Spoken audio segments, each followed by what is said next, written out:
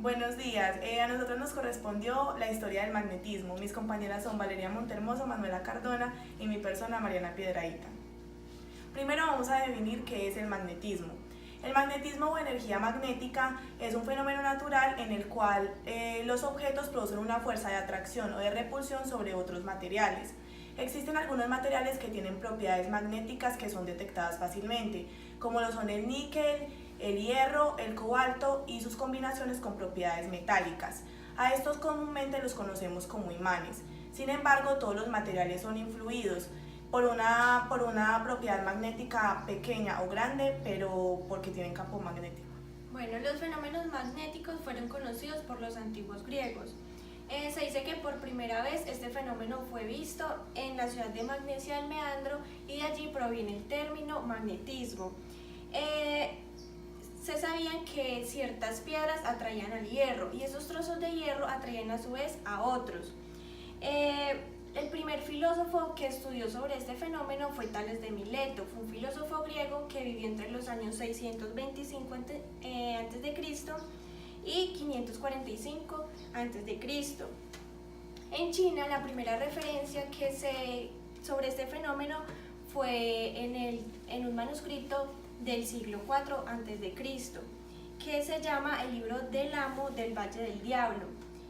La primera mención es sobre la atracción de una aguja, que aparece en un trabajo realizado entre los años 20 y 100 de nuestra era, llamado La magnetita atrae a la aguja.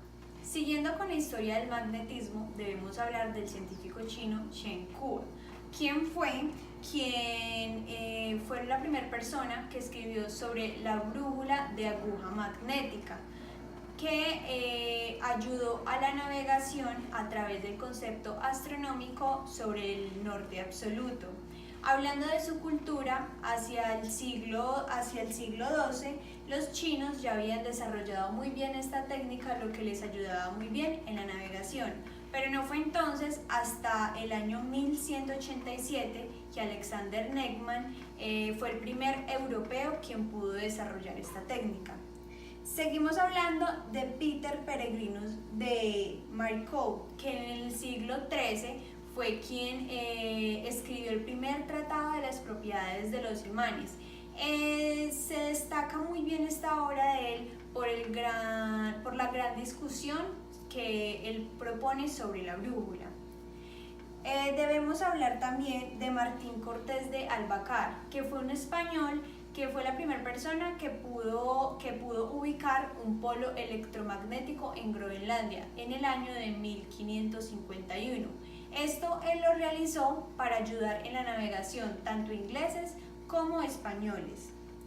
Seguimos con el físico, con el famoso físico Galileo Galilei y su amigo Francesco Sagredo, quienes se interesaron por el magnetismo por un experimento con una magnetita que consistía de que un imán atraía una roca de hierro de 4 kilogramos.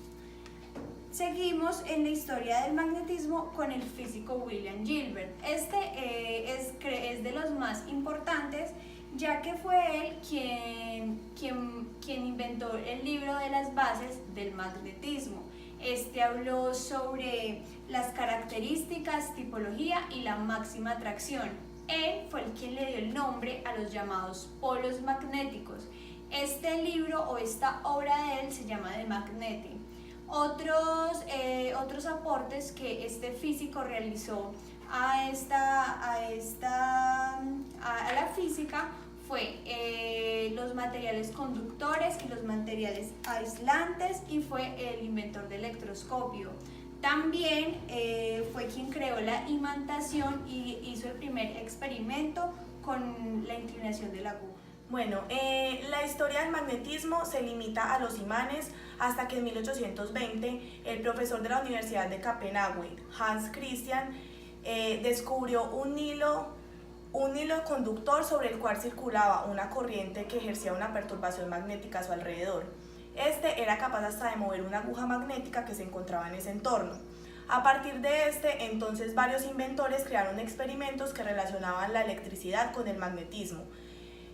Fue James Clerk Maxwell quien sintetizó estas relaciones en las ecuaciones de Maxwell, y en 1905 Einstein utilizó estas leyes para comprobar su teoría de la relatividad espacial, y ahí fue que concluyó que sí estaban muy vinculadas la electricidad y el magnetismo. Esto fue todo lo relacionado con la historia del magnetismo, desde que es sus comienzos, como civilizaciones ancestrales lo desarrollaban, como aplicándolo a la navegación y otras actividades. Esperamos les haya gustado.